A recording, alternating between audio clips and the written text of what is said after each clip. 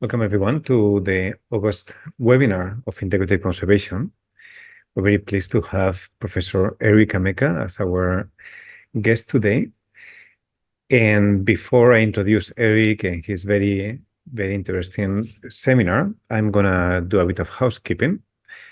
So, and as probably the audience know, these webinars are part of Integrative Conservation.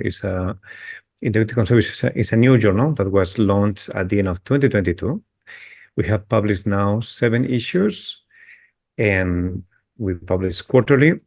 Just a few comments. Integrative Conservation is a conservation journal, is highly interdisciplinary, and we have a wide range of paper formats going from regular research articles to different forms of opinion pieces or policy and practice formats.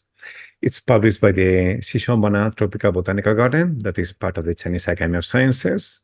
So that gives a stamp of quality, as you know, CAS is one of the leading scientific institutions in the world. We have an outstanding global editorial board, and we focus a lot on high quality review and editorial process. Our journal is global in scope. We publish papers from any biome, any level of biological organization, any biogeographical region. So then it is a generalist journal, again, focusing on integrative issues about conservation. We also emphasize a lot the overcoming language barriers. So then we publish the content. Part of the content is published in Chinese, including the title, the abstract, the key points, and the plain language summary. We also publish in the local languages relevant for the conservation issue. And we do have our in-house language edition. So then if we don't pick on minor language issues, we help authors to improve the language for the final version of the paper. The journal is published in open access, and right now there is no publication fee. There is no APC. So then we are hoping to get more submissions from people like you in our audience. We have right now 3 open calls for special issues. One is on snow leopard conservation. The deadline for submission is 1 more month. We have another special issue upcoming on nature conservation, nature education or environmental education, focusing mainly in China until the end of September. And then we have a new special issue on current and emerging conservation issues in Africa with a deadline at the end of this year. If anyone is interested in being a guest editor for a special issue, you can contact us. We'll be happy to discuss options. And if you're working on these topics and want to contribute, now is a good time to do it. If you want to know more about us, you can follow us on WeChat, on X, and also we do these webinars once a month, roughly once a month, with really very highly distinguished speakers. If you missed our previous webinars, you can always go to Bilibili if you're in China, or to YouTube and watch previous webinars. For September, we will probably have a special webinar on 19th of September. So normally we do our webinars the first Tuesday of every month, but in September we might do a special one on Friday, 19th of September, with 2 guest speakers that we will announce very soon. So then if you want to know more about current or recent issues, you can just go to scan this QR code and go to our website and see the content. So going to today's presentation, we have Professor Eric Ameca. In this interesting situation, we have 2 back-to-back Mexican speakers. Our previous speaker was Rodolfo Medellin, also from Mexico. And Eric is a professor at the Beijing Normal University. He's a principal investigator at the Key Lab for Biodiversity Science and Ecological Engineering.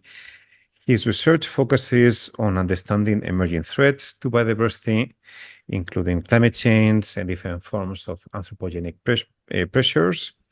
Eric has a double PhD, a joint PhD from Imperial College in London and from the Institute of Zoology of the Zoological Society of London in the UK.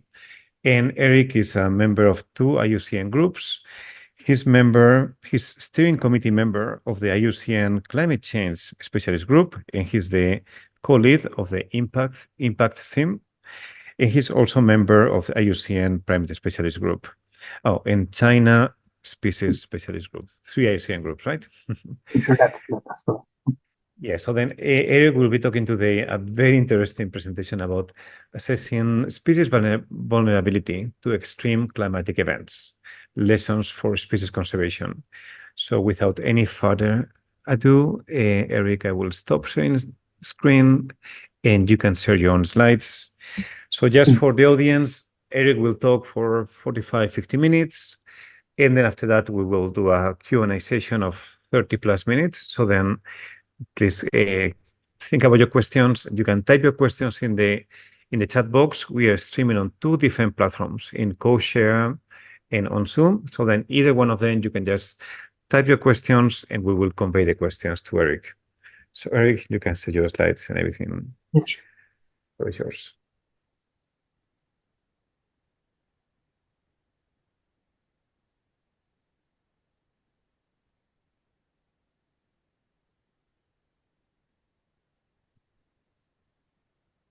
All right.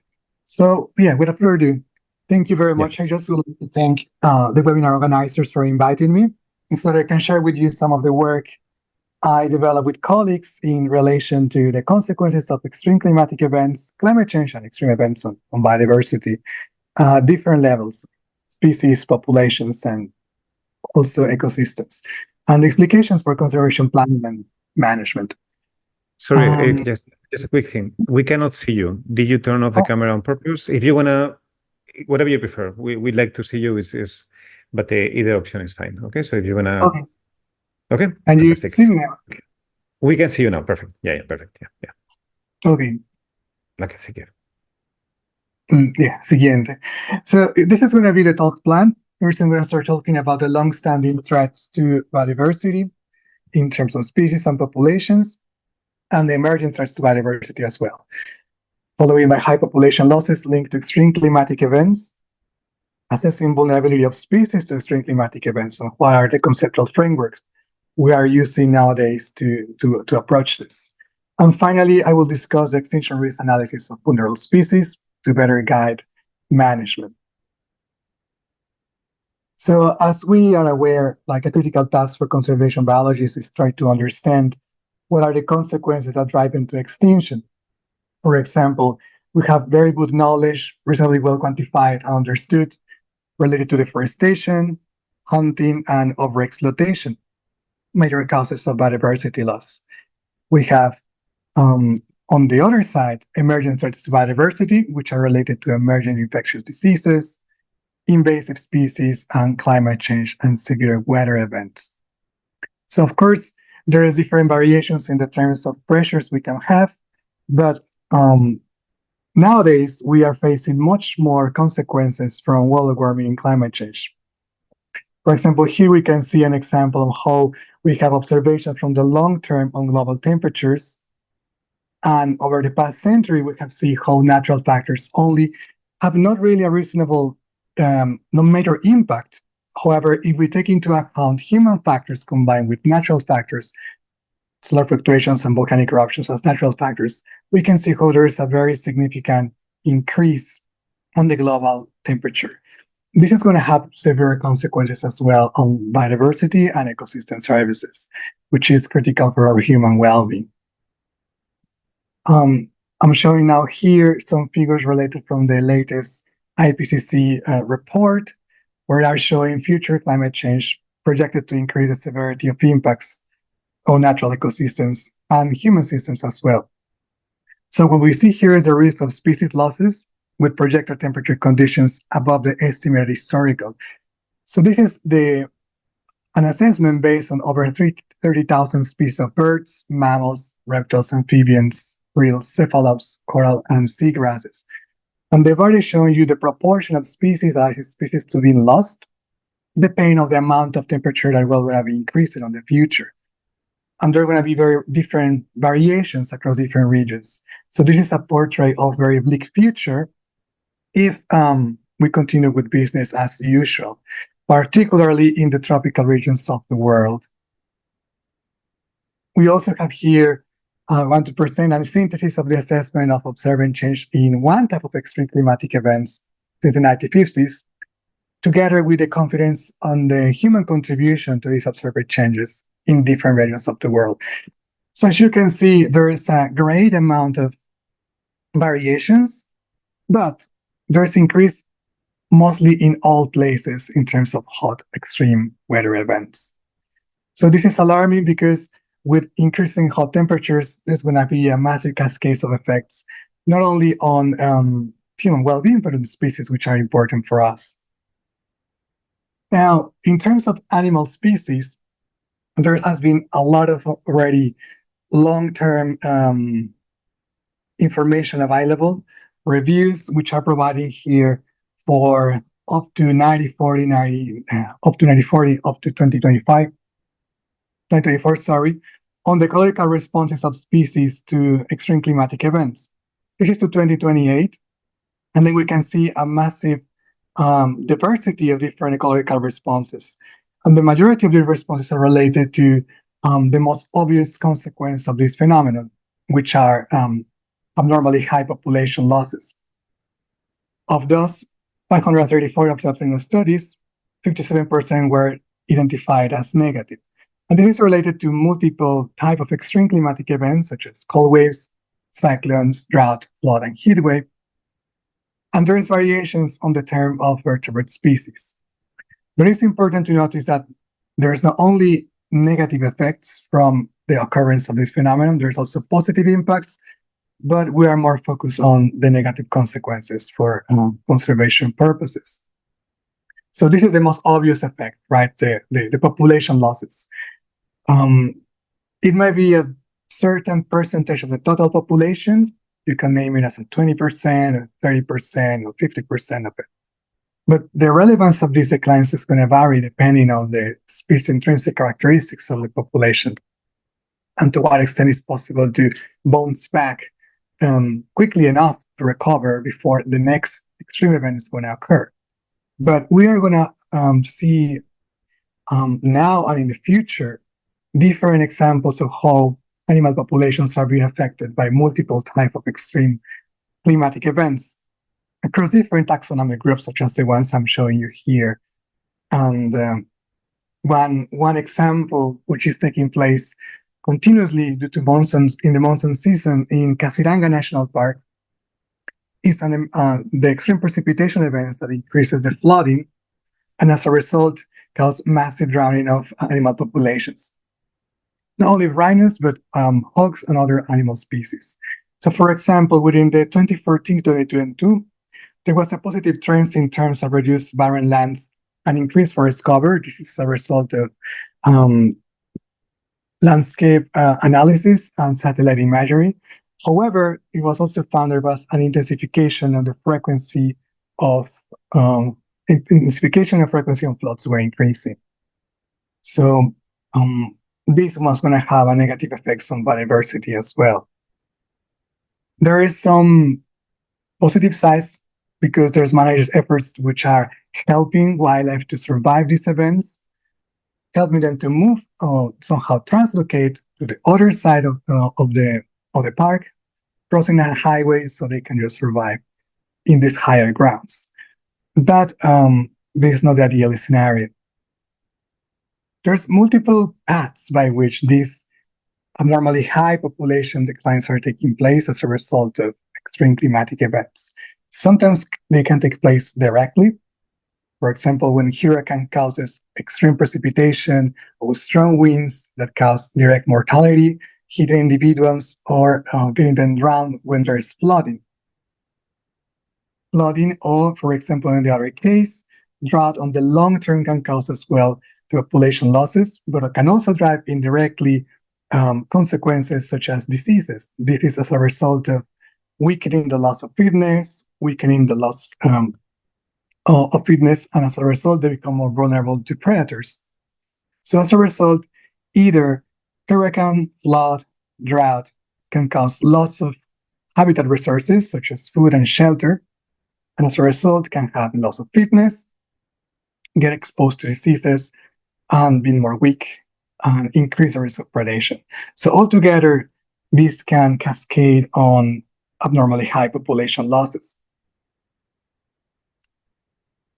And there is already a growing understanding of the consequences of this phenomenon on animal species, and therefore there's also increasing attention to provide guidelines on how to assess to what extent different species are becoming more vulnerable to this phenomenon.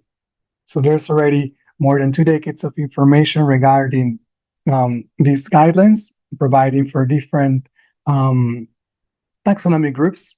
And the IUCN SSC Climate Change Specialist Group is providing a comprehensive set of guidelines on how to assess vulnerability, which is mainly based on 3 main components or 3 main dimensions, which is the sensitivity, the adaptive capacity, and the exposure. With a greater convergence of these 3 dimensions, a greater vulnerability for species. So sensitivity is the degree to which species is affected and depends on intrinsic biological attributes that are recognized to moderate and or exacerbate impact of external pressures on species. For example, can be the body mass of the species, how the species is territorial, the diet it has, and so on. Adaptability of a species is for accommodate a given stressor or change through some form of adjustment. And that depends on ability to shift locations, modifying behaviors, the extent of behavioral flexibility, and the physiology of the species that can help them to cope. And finally, the nature, magnitude, rate of climatic of exposure that the species is the nature, magnitude, and rate of climatic environmental changes experienced by populations of a species. And then we have also different approaches to assess each of different dimensions. So I want to focus on one related to contemporary exposure to this phenomenon, which is important to tackle immediate consequences of these events on the survival of populations and species. So if we put together this axis, like in the right-hand side of your screen, we can have the exposure to the extreme climatic event. In another axis, the non-adaptability of the species is facing, and also the sensitivity to this. So the greater the area in this axis is, the more vulnerable the species will be. Such as an example of the Mexican holler monkey Aloata bigra that is exposed to tropical cyclones, and based on intrinsic biological characteristics related to the diet, to the breadth of the habitat, dispersal capacities, it might render it more vulnerable to these events. However, this vulnerability is relative because populations are inhabiting different locations, and different locations have different habitat characteristics that might make them more or less exposed to the environmental conditions caused by tropical cyclones. So mangroves, rainforest, or degraded mangroves or degraded rainforests are going to provide different degree of exposure or protection, shelter from the extreme precipitation and strong winds that caused these events. So something that needs to be taken into account when we are assessing exposure, because in a global scale, we're focusing on more general aspects, but when it's doing at the population level, it's important to take into account these differences. So looking at one of the first dimensions, the exposure, it is very important to identify not only one particular type of extreme climatic event, but all of the ones that are likely to affect the species that you are focusing on. So it can be heat waves, or floods, or droughts. And then you have to define the spatial and temporal scale for quantifying exposure. As I mentioned, this can be in the recent past, on the present, or in the future. And that's going to shape the type of climate change vulnerability assessment that you will develop, whether it's going to be trait-based assessment, which is related only to the species biological characteristics and the current exposure of the species, or correlative or mechanistic, if it's related to predicting future exposure and also having much more demographic and life history data to inform the consequences that the extreme event is going to have on the species.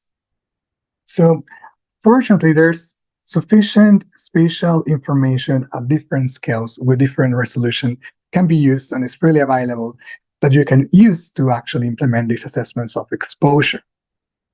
So here I'm showing just an example that we developed early on related to the exposure of terrestrial mammals to tropical cyclones and drought. So here I show you the results of the tropical cyclones.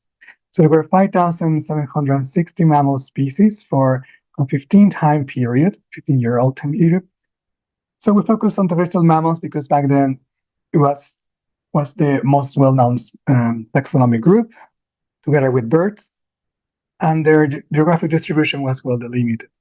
And we focus on two thresholds of exposure that we associate with relevant degrees of impact of the distribution of the species to this phenomenon, namely 25% and 75%, which we call them or label them as significant and high exposure.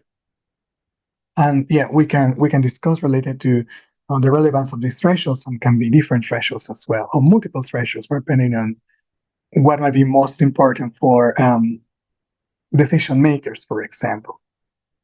So we focus on the species geographic distribution, where species is most likely to occur. And from this, you can extract areas which are not unsuitable habitat and focus on where populations are most actually likely to be found. And then we overlap these distribution maps with the frequency distribution of tropical cyclones across the world. And then we identify the different proportions of species that are affected or that are exposed. So in total, for example, 100 species had an exposure of more than 3/4 of their range to cyclones.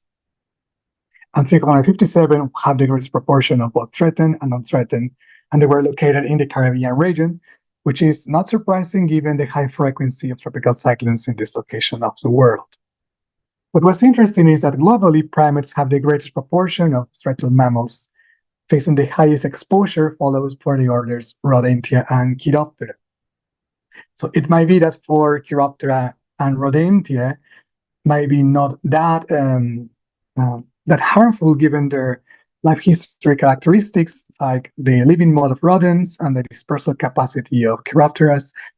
But for primates that are arboreal species, this is much more of an issue because they have limited capacities to avoid the direct exposure and limited shelter too, as compared to these taxonomic groups. Also, some important outcome from this analysis is that 58% of the species assessed were considered as non-threatened by the IUCN Red List back to 2013, which in turn tells us that if these many species had or exhibit intrinsic biological characteristics that make them poorly adaptable or highly susceptible to the environmental consequences caused by tropical cyclones, then they might be more threatened than it was currently understood.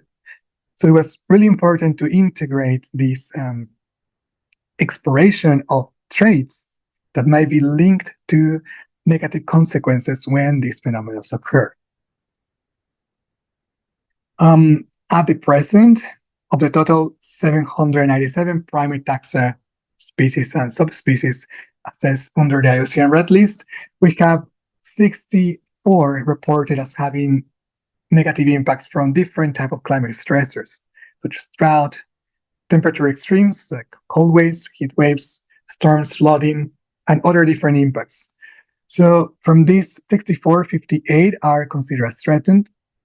So you can tell there's a very large difference between the number of species that are being assessed as affected by multiple impacts from climate stressors than the ones we're finding as exposed to one particular type of climate extreme, which then again, it does not mean that all of these many species are vulnerable, because we need to understand the role that their intrinsic biology is having when they are confronting exposure to this phenomenon.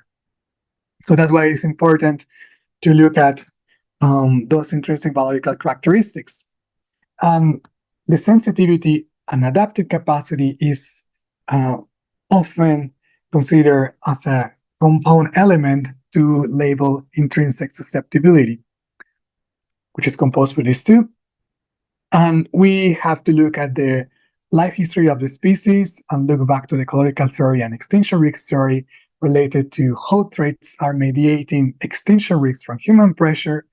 We can understand as well how human pressures can have an impact on the habitat of the species or the species itself, to relate to the expectations that we can have from when a particular type of extreme event is taking place, whether having a large body mass might make you less susceptible to strong winds, whether the diurnality or the dispersal capacity can help you to avoid direct exposure to heat waves or droughts, and so on. So you can use, as an example, those traits which are related to human pressures that can have a negative effect on species survival, and see whether those consequences on individuals or the environment might have a similar effect as the ones that are caused by particular type of extreme events.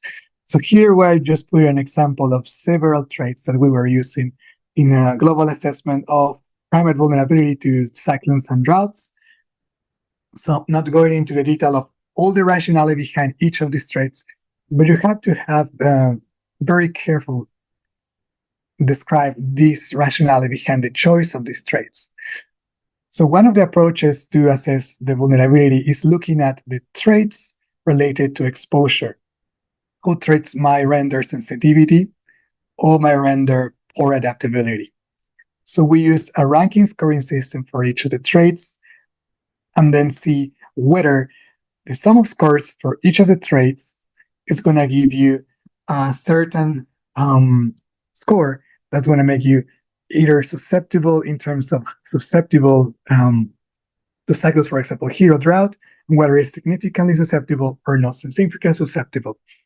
And then to what extent the value of this score for a given species make it to an upper quartile of the distribution of those species being assessed, or on the medium or the lower quartile. So pretty much to categorize the species to see to what extent they might be more or less susceptible, and compare these three categories of extremely high, and significant insusceptibility shaped by adaptive capacity and sensitivity with the extremely high, or significantly exposure to a particular type of extreme climatic event. So for this exercise, for the 607 non-human primate species, 75.3% were susceptible but not exposed to cyclone impacts, and 62.9% were susceptible but not exposed to drought impacts. And we're going to look at how this is represented on the map.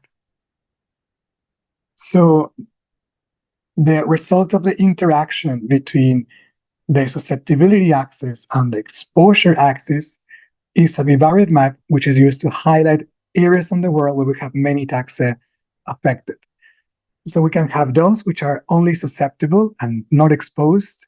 So they are, in terms of conservation concern, not that important as compared to those which are susceptible and exposed, which are indicating in this part hotspots of primate vulnerability, because are areas with a high incidence of either cyclone or drought, cyclone on the top of the map and drought on the bottom, and have those traits that are related to high sensitivity and poor adaptive capacity.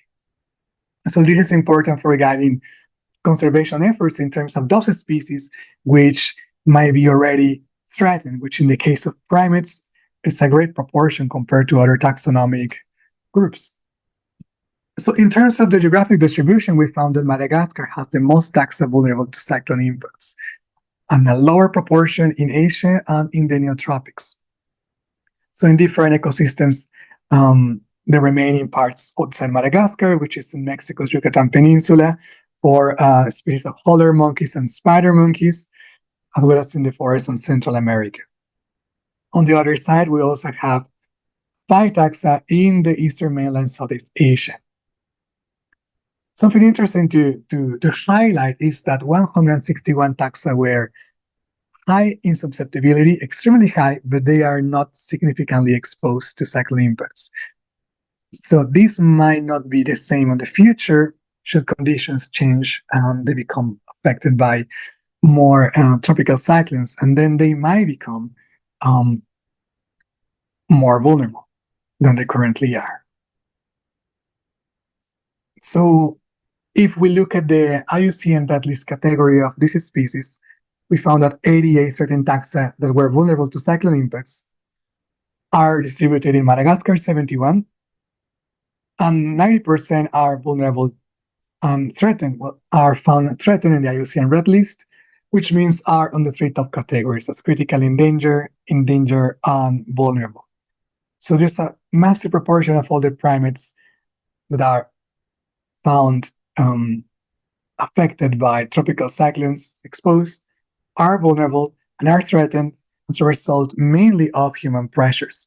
So the combination of human pressures and at least this particular type of extreme climatic event is giving us a red signal of the future consequences of the greater extinction risks that these species are facing compared to that we currently are understanding. So these are the geographic regions where we can find it and the different proportions. On the other hand, for the primates which are exposed to droughts and assessed by the susceptibility shaped by sensitivity and adaptive capacity for those intrinsic biological characteristics, we found that Asia is the region with the most taxa vulnerable, and they concentrate in the tropical moist forests of Malaysian Peninsula, Sumatra, North Borneo, and Sri Lanka. And a total of 33 taxa were found to be extremely susceptible, but not especially exposed to drought. And they are found on the central western Amazon rainforest, tropical moist forests in Gabon, Congo, and West Africa. Another proportion is found on the eastern side of Madagascar and in the Mekong in the Southeast Asia. And if we perform the same exercise but looking at the IUCN red list categories for these species, we found that nearly 75% of them are threatened with extinction.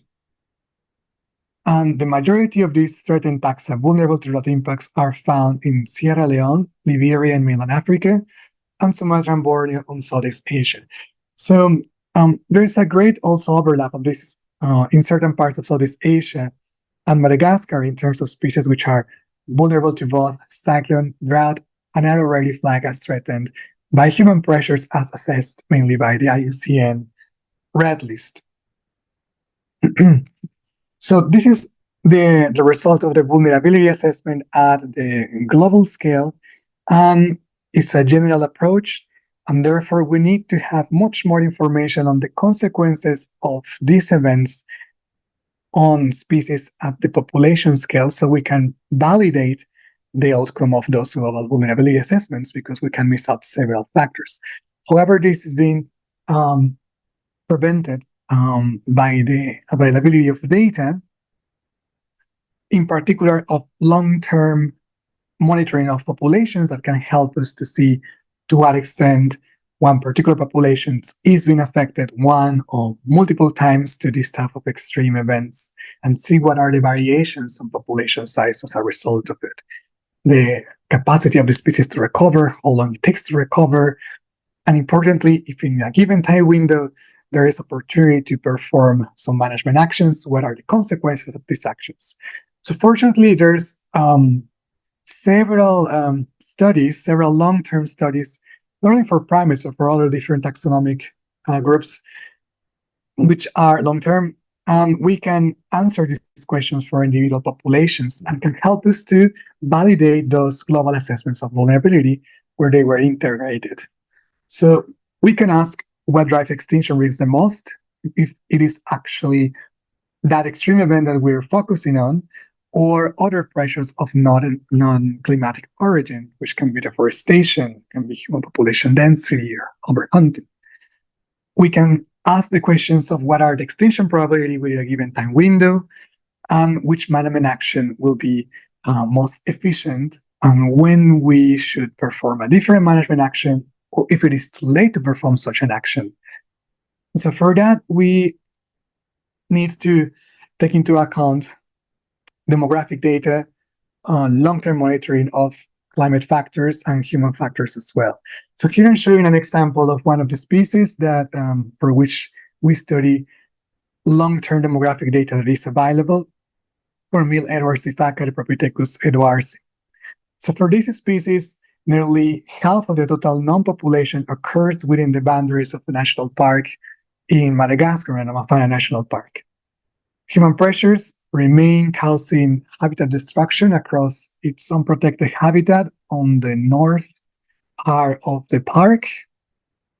And in the south, there's already, there's individuals, there's populations, but there's not recent sightings. So the direct exploitation of the sifaka had led to a decline greater than 50% within the past 3 decades.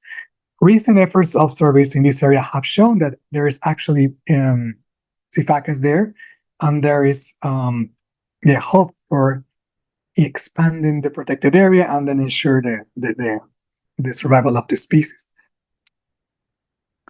So in order to validate the vulnerability assessment of that species, we need to have access to the long-term monitoring of demographic data that can help us to see the degree of exposure that it can have as well to climatic and anthropogenic factors, and fit them into a different framework under the population viability assessment, which basically takes into account or divides the population in different life stages related to the elements which are more important for the population, which can be infants, juveniles, subadults, adults, senescents, and so on. And then with these population size variations across time, we can determine the survival rates of each of these stages. And then if there's interaction between multiple populations and there's migration or dispersal between them, we can integrate as well these survival rates across the different populations. So with all of this information together with information related to changes on the environment across time, which will be related to human activities that cause deforestation or deforestation caused by a particular type of extreme climatic event, or the direct consequences of this phenomena on particular life stages, we can infer the proportion of the population that might be affected when these phenomena take place, and then use them as a baseline condition, as a baseline model, to make further predictions towards the future and make different variations according to the expectations that we can assume towards the years to come. So here I'm showing the general framework for assessing the risk of extinction for Epipithecus eduarsi. So first we have, on the first stage, the target threats, which are having an effect on the vital rates of the species. Can be anthropogenic or climatic, which in this case we're focusing on tropical cyclones and drought. Anthropogenic as human-induced deforestation and hunting. And then we will add up how vital rates are going to be affected, but also if there's no threats on the environment, what's going to be the effect. With a baseline scenario, we can construct multiple combinations of threats, such as, for example, an only climatic pressure scenario or only human pressures scenario, whether these pressures are going to be increasing or decreasing based on the observations on the previous years, and then make further predictions, either as a single model, like single climatic effects, or a multiple threat impact scenario with variations on the severity of these pressures. On the other hand, we can also take into account what will be the consequences of giving some help to the populations in terms of management actions in the form of reforestation or enforcement of the security by park rangers, eliminating hunting, and so on. So the benefit of this framework is can allow us to simulate potential consequences of management actions of the population at the same time that we are having the simulation of consequences of negative impacts by multiple stressors. So when answering the question of what drives extinction risk the most for the species, despite its being historically exposed to drought and cyclones, we found that there is a 100% probability that the population will decline by 20% in 20 years and reach an extinction by half a century. only if deforestation rates keep as high as post-2012.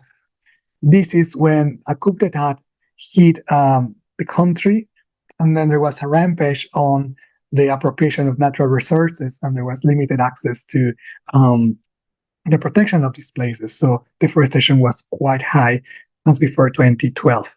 So this is what we see here in the second column on the plot, with deforestation high, the extinction in 5 generations, and 20% decline in 2 generations is virtually 100%. But if the rate of deforestation dropped to what was observed before 2012, then the risk remains very similar in all scenarios, either with cyclone and drought at the baseline conditions observed in the previous decades, or if deforestation remains low, or if there is no hunting, or well, if there is no threat. So that's the consequence of the increase on the consequences of the very intense deforestation taking place on recent years.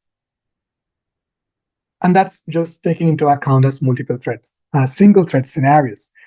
A more realistic scenario will be when actually all the threats are combined. And there, the risk of extinction is reached not by 50 years, but by 23 years, much less than half, with a 94% probability that the population will decline by 20% in 20 years. So this is what you can see here in the first column in green, with cyclone and drought at the baseline conditions, but deforestation remains high and with no hunting. Just the single effect of increasing deforestation is exacerbating the risk of extinction dramatically compared to when we have just a single threat being modeled, which is much less realistic. Then we can also see what are the consequences of multiple management actions under these different scenarios.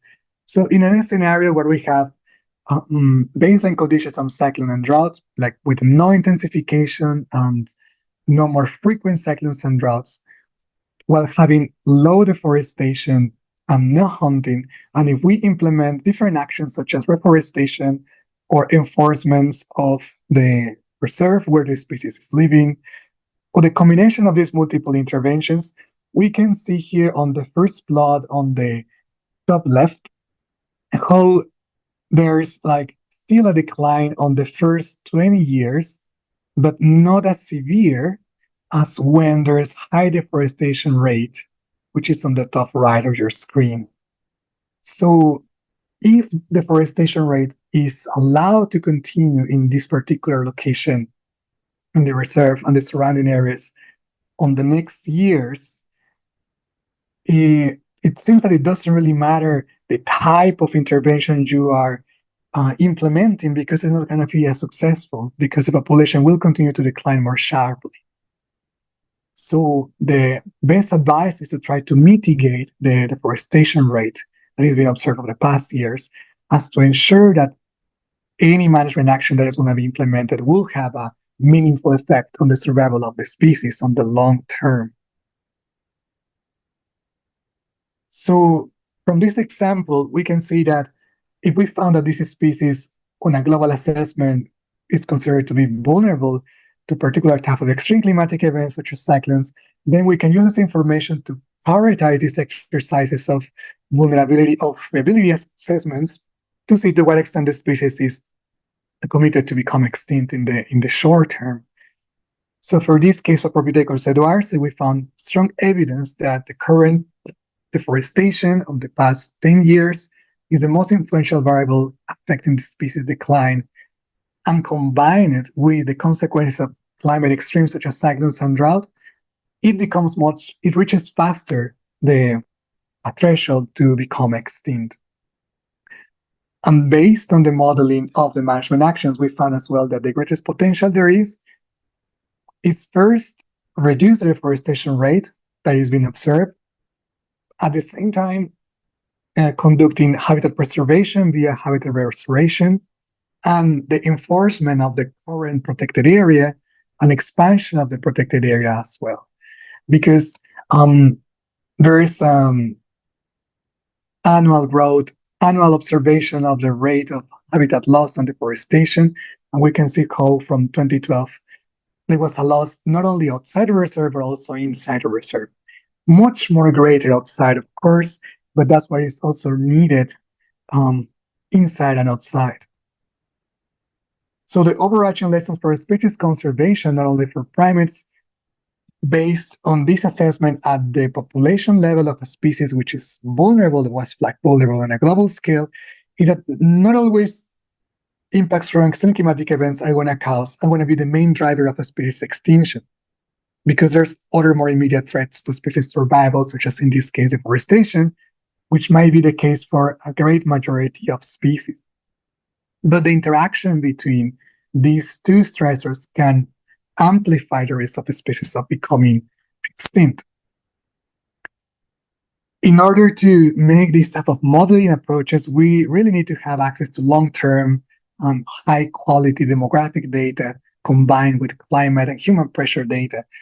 In the case of primates, there has been an exponential increase of this data since the 1970s. This is just for primates. For other species, we don't have that much information. Field research efforts combined with forecasting modeling can help understand impacts of the environmental changes that can trigger on other taxa in other systems when this data is not yet available. But it is important to continue developing field research to try to collect this demographic information and being able to document the consequences of the behavioral responses of individuals before it's too late, before they become extinct from human pressures. And right after these extreme climatic events take place, so we can check from an animal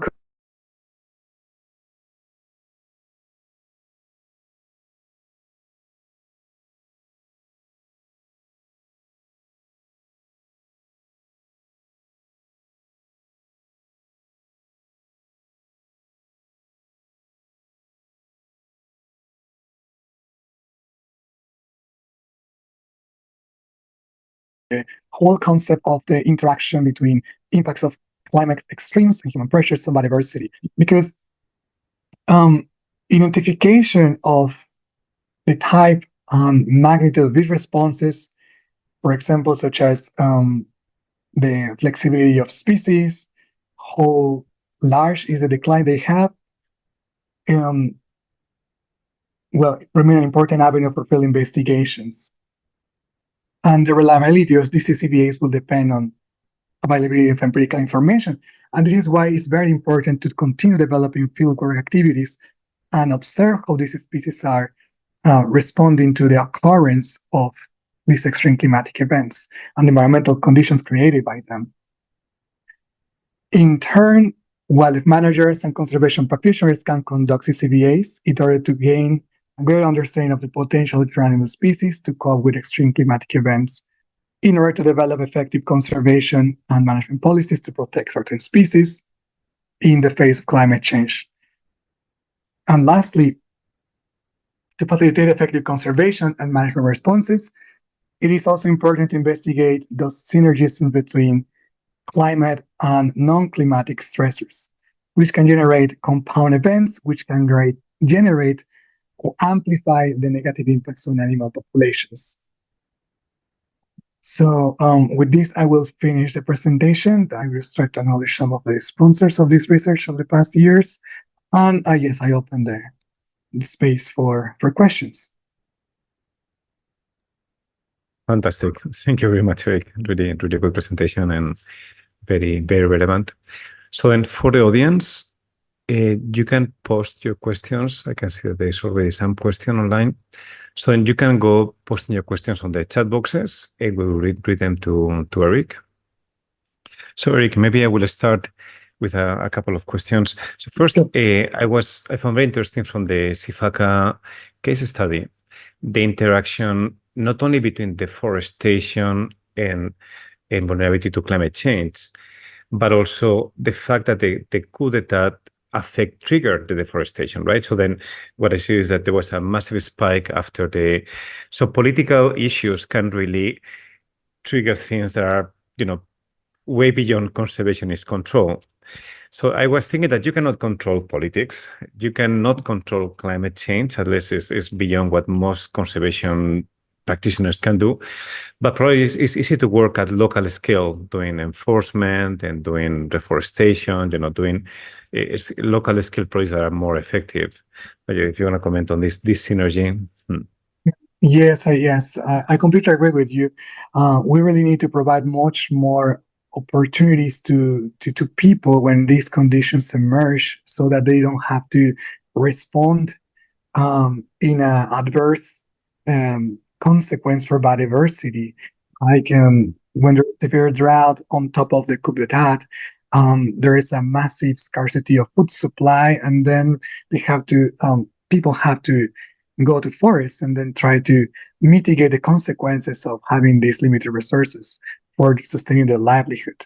So that's something that's really important to take into account and to consider. Otherwise, then it will be impossible to sustain biodiversity conservation of these species. Okay, so that's a very, very good follow-up. So I was thinking of like evil companies doing deforestation, but we're talking is local people looking for the subsistence. So it's not like a evil agent that is coming from looking for high profit.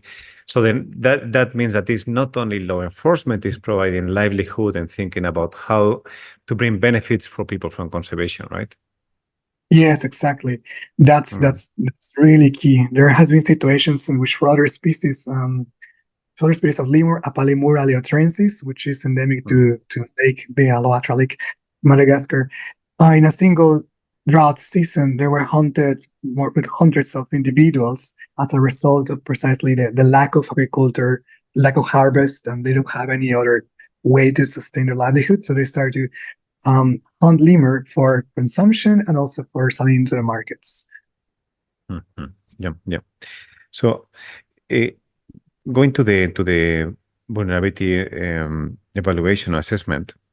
So I found interesting that such a high proportion of the vulnerable primates were in Madagascar, was like 80 something out of 90 species, something like that. So have you done any evaluation on whether extreme climate events have already have an impact on the current threatened status, or you think this is more like a future threat that hasn't impacted the current, or hasn't been a factor in the current situation? Yes, we haven't done this analysis, but I believe that the current conservation status of the species should be also as a consequence of the interaction of these extreme climatic events with the ongoing human pressure. But we haven't paid sufficient attention on documenting the responses of individual populations when this phenomenon occur, and is much more focused on which is more immediate and more visible, like deforestation, hunting, and high population density in areas across and surrounding protected areas. So I believe the current risk status of species as threatened on the red list might be already integrating some of the consequences of this phenomenon, but might be greater than we are currently evaluating. Yeah, and a similar question. The same thing for the. So most of the species that were vulnerable to cyclones, they're already threatened, right? So then that was I found interesting, and yeah, the same. Do you think that the climate events were part of this making them threatened, or you think that it was just all the drivers and now becomes more of an issue from now on? Yeah, for example, I believe in this case for Madagascar, which has been exposed to cyclones, for example, and drought for millennia, species are already expected to be adaptive to these environmental conditions, right? And have their intrinsic characteristics to cope with them, like when there's the dry season, or when there is a extreme drought during dry season as well.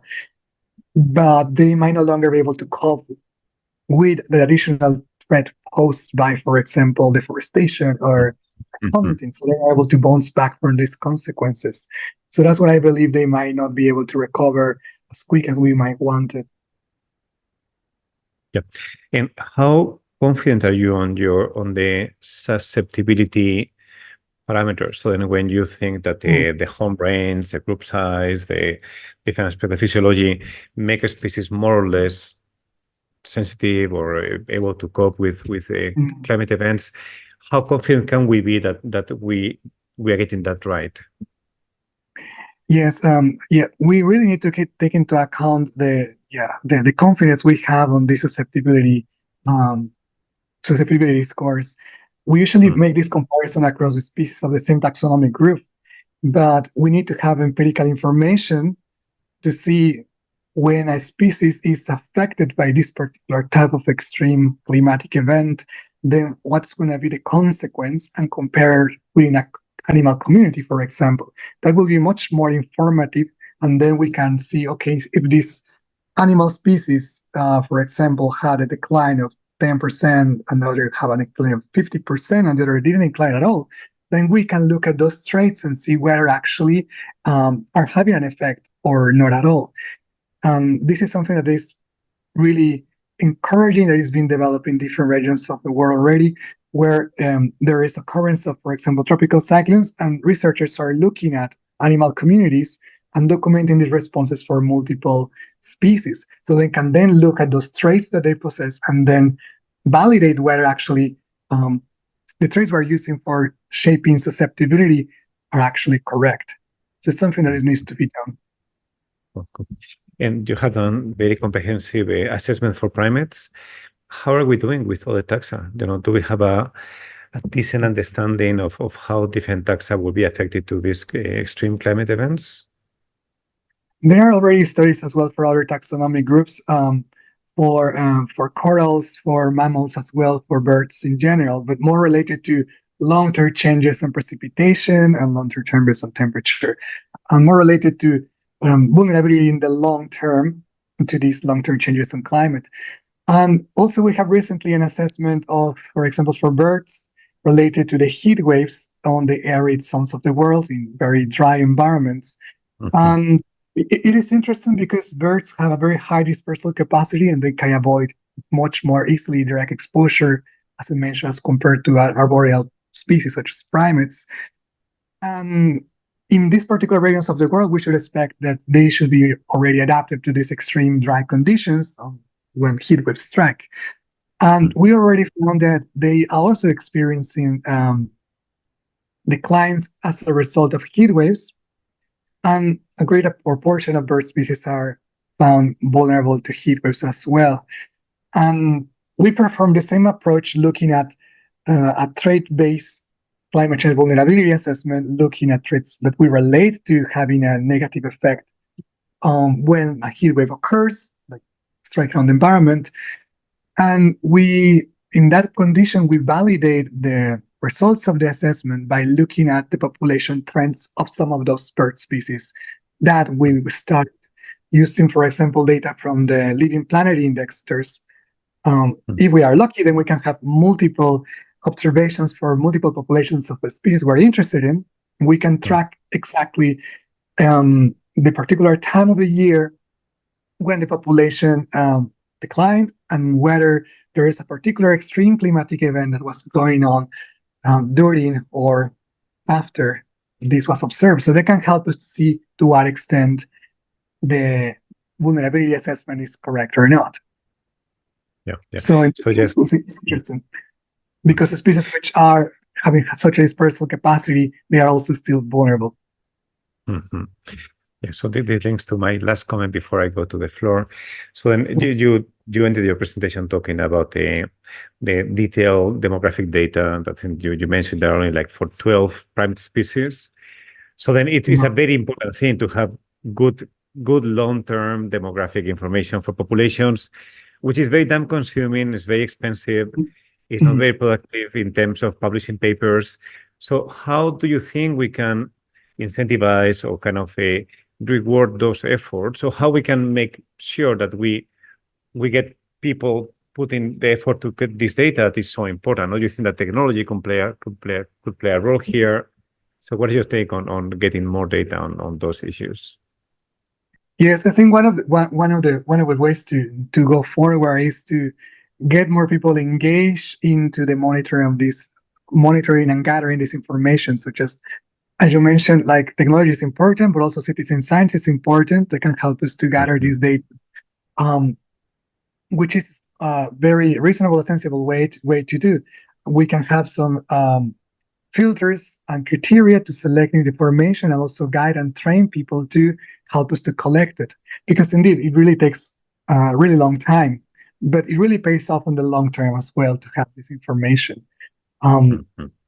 That's really my suggestion in terms of citizen science will be a good way to go. Involvement of local people, crucial.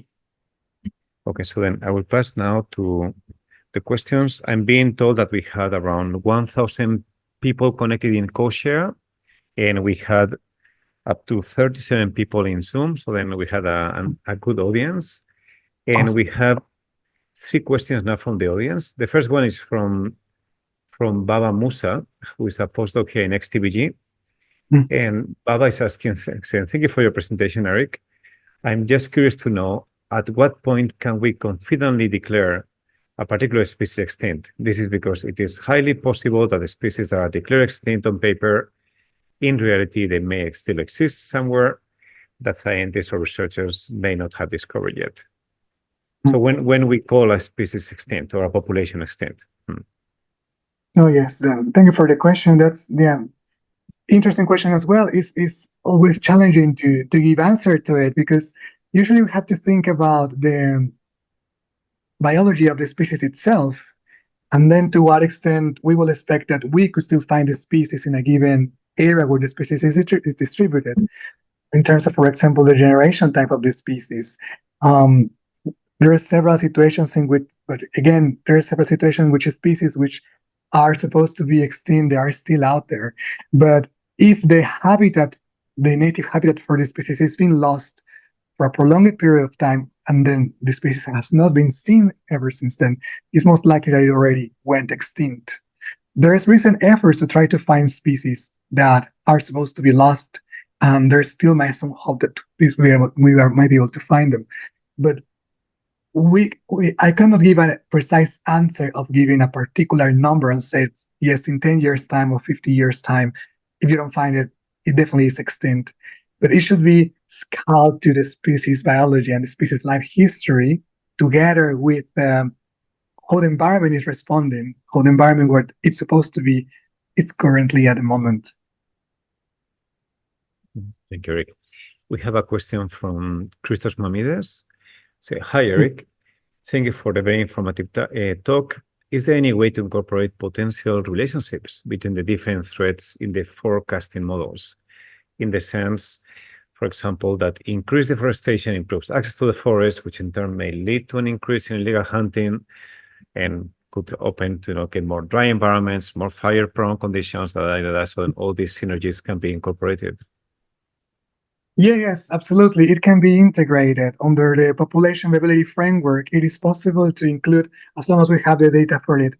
And yes, a robust understanding of what is the interaction and what is the consequences, the observed consequences of that that effect. For example, if the increased deforestation is having more gaining access to people to go there and then make hunting. But initially, we have to have a baseline to see to what extent this certain amount of habitat was lost to deforestation is causing a loss of individuals to hunting. It can definitely be incorporated, yes. Sorry, Eric. Which software do you use? Or how do you do your PV analysis? Do you use Ramas or you use your own programs? Yes, the Ramas Metapop is one of the alternatives. If you want to use also spatial information, is the Ramas GIS, which allows you to integrate this information about the deforestation habitat lost. There's other less flexible software available, such as Stella, that can also be can be used, or the Vortex as well. Vortex. But it might be difficult to just get there's so many parameters that you can integrate, so you have to be very careful as to what you can put into the model and then to provide useful results. Yep. And we have one anonymous question. Say, I'm new to ecology, and my humble question is, other than climatic events, what about human interference in terms of urbanization and human-animal conflicts impact on this? Yeah, can you please share your thoughts on this? Thank you. Oh, yes. Well, definitely, like, urbanization has a very dramatic effect on species extinction risk. We have seen it that a greater amount of people, greater human density is highly correlated with population declines and population losses. Many protected areas which are surrounded by high population density are the ones that also experience higher deforestation rates and also higher risk for wildlife population living within boundaries. So it is definitely one of the main drivers of extinction risk for many species worldwide. Yeah. So then, do we have any other question? I think we have one more question. Yeah. Also anonymous. So people can, it's good if you can identify yourself, who you are and what is your affiliation, just to have a sense of where the question comes from. So as students, if we want to do a primary research on vulnerability assessment on species, how can we minimize the error that can, during subsampling, since vulnerability can change even at microspatial scale? Yes, I think we really need to focus on at the scale at which you want to perform the assessment. Because, for example, in these global assessments, we're looking at the species as a whole. And as I mentioned, there's going to be variations on the degree to which individual populations are going to be affected by the stressors that a particular type of extreme event is going to cause on individuals and on the environment where the species might shelter. So they advise, for example, as a student, if you want to do a small scale project, you can focus on a particular population and focus on what are the expectations from the exposure to a particular type of climate extreme in different habitat conditions. So it can be, for example, on a mangrove ecosystem or the mangrove portion of the population where the population is living, or compare that population with another one which is found in the tropical rainforest, just a little bit inland. And then that will be more useful, a greater and refined comparison of vulnerability. And also take into account, for example, even with the same habitat, comparisons in terms of habitat degradation, because this also will render different degree of exposure and will certainly affect the overall vulnerability as well.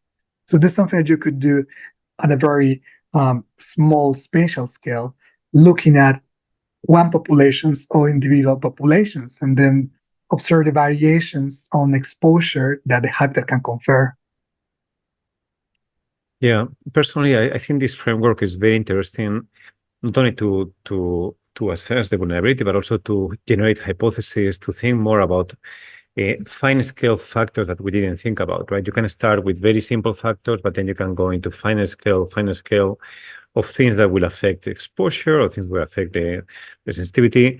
And I think the amount of learning I expect is going to be, people going deeper and deeper into population specific models and really going to much finer scale.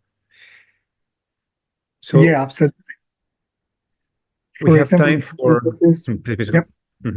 Yeah, and there's other traits which we're not taking into account and might be more important for other species, but the capacity to go into sleep or hide.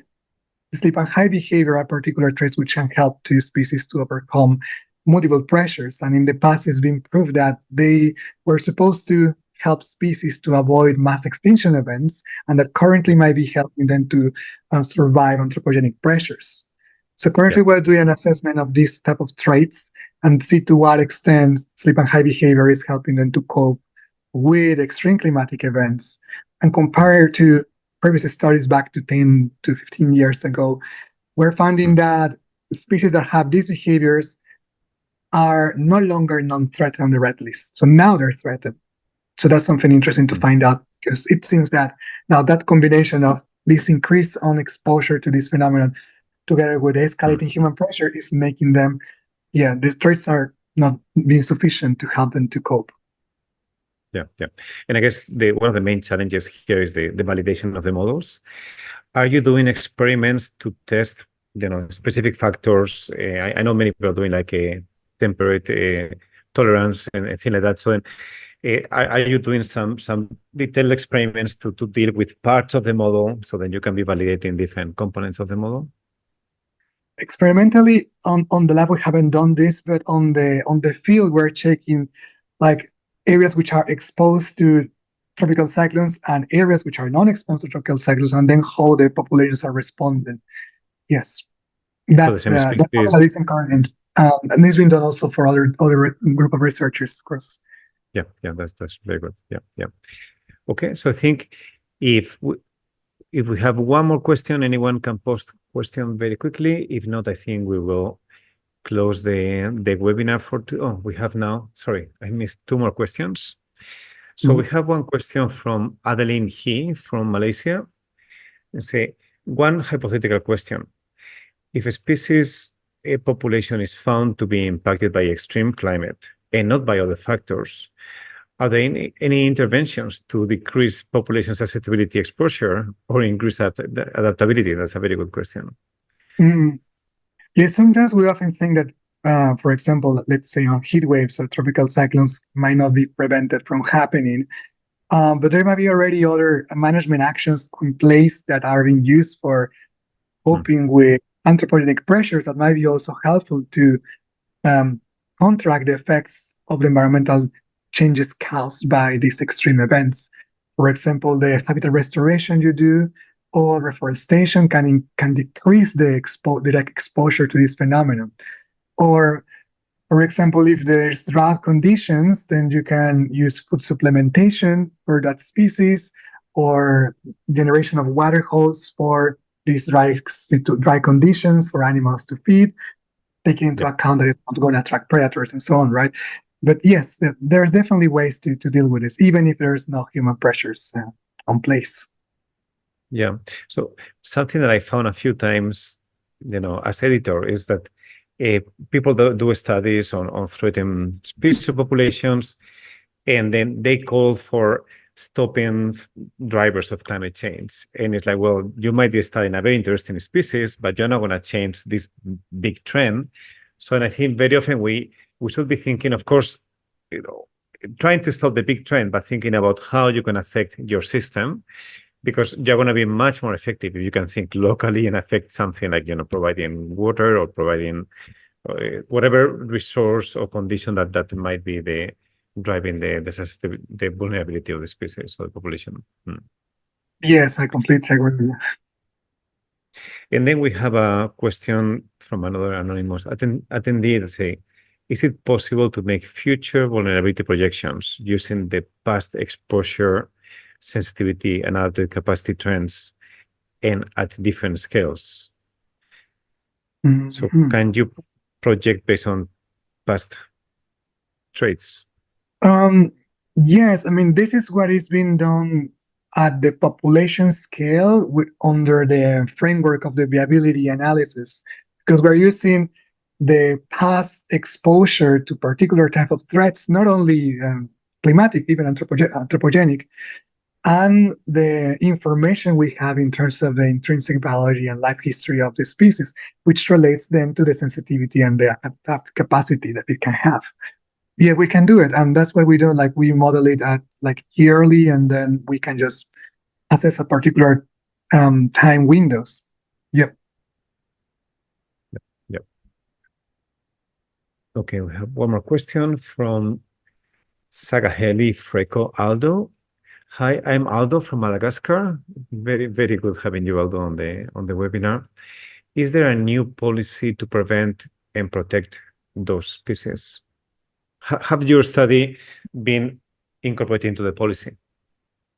Okay, that's a good question. I cannot tell if all of the species had, but at least we have seen an improvement on the information that is available for primate species on the IUCN Red List assessment, on the individual species threat assessment, by integrating the threat from climate change and severe weather for some species that we're flagging as vulnerable to extreme climatic events, in this case, cyclones and drought. So that's beautiful from one side. And for the rest of them, we are not sure whether it's being used, but the expectation is that at least we're flagging those species that, based on the information we have, they merit further attention on the ground to precisely validate if they are indeed affected or otherwise.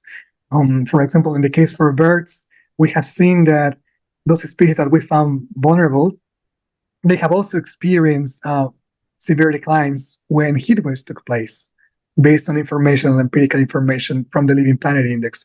So we didn't have that for primates, but yes, researchers can verify this on the ground.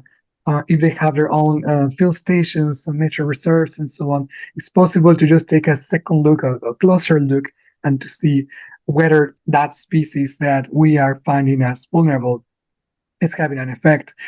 It can also be used, for example, for researchers to find a justification, good justification to apply for research funding and then make research to do this monitoring on the ground.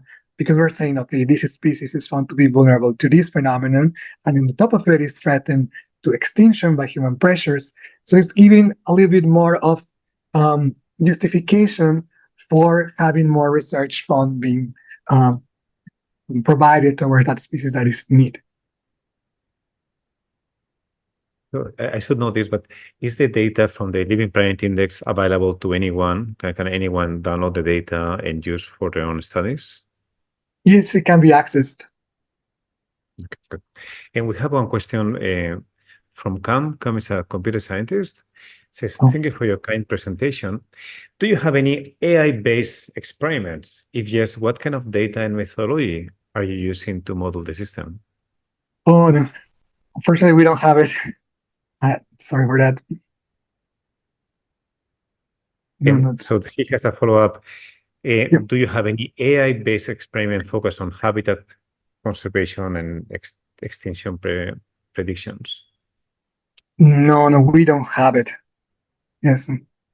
Can you think of any way to incorporate AI into your work? I don't know if it's something that's about. I will have to possibly talk with him about it, because we can only just make just assumptions of how the habitat loss is going to continue towards the future, but we don't use any AI for it. But it would be good to integrate it. And then we have, I think, somehow related question by Yu Xiaoyu. Say, hi, Eric. Thank you for the presentation. Would you think that having some sort of real-time vulnerability assessment be possible in the future? And what steps can be taken to do this? Thank you. I don't know what real-time vulnerability system could be. What might you referring to you? But like what is being done from some researchers, as I mentioned, and also from my team in Mexico, is to have locations where we have animal communities being monitored. So when and if there's an extreme event taking place, we can document the responses that the animal community is experiencing to the occurrence of this phenomenon. And then we can tell whether the variations being observed are going to be related to some, in this case, for example, traits that we associate with high sensitivity or poor adaptive capacity. That's feasible to do, and just taking care of not being there when the cyclone strikes, for example. But yes, it is feasible. Yeah. And ideally, you first needs to focus on a particular location where you know that historically there's exposure to this phenomenon, either droughts, heat waves, tropical cyclones, and that the animal community there is reasonable to study. You have the permissions to enter, and so on. Yeah, I can imagine that you can have your vulnerability assessment done in advance, and then having some kind of real-time monitoring of exposure, to a cyclone, to a drought, to a fire, and then having some way to trigger interventions, again, kind of small-scale, local-scale interventions that could reduce the risk in the event of that event, right? Okay, yes, that may be similar to what we have with early warning system for human communities, right? Yes. Yeah. It would be feasible to trigger. Okay, thank you very much, Eric. It has been a very, very interesting presentation and very good questions from the audience. Thank you very much for the audience to join us today and to give your questions. So again, we had around 1,000 people in co-share and 30 something here in Zoom. And just to announce next month, so the next month we'll have a special webinar on 19th of September. We will announce the details soon. And yeah, again, Eric Ameca, thank you very much for the presentation. It has been very interesting and looking forward to see you soon.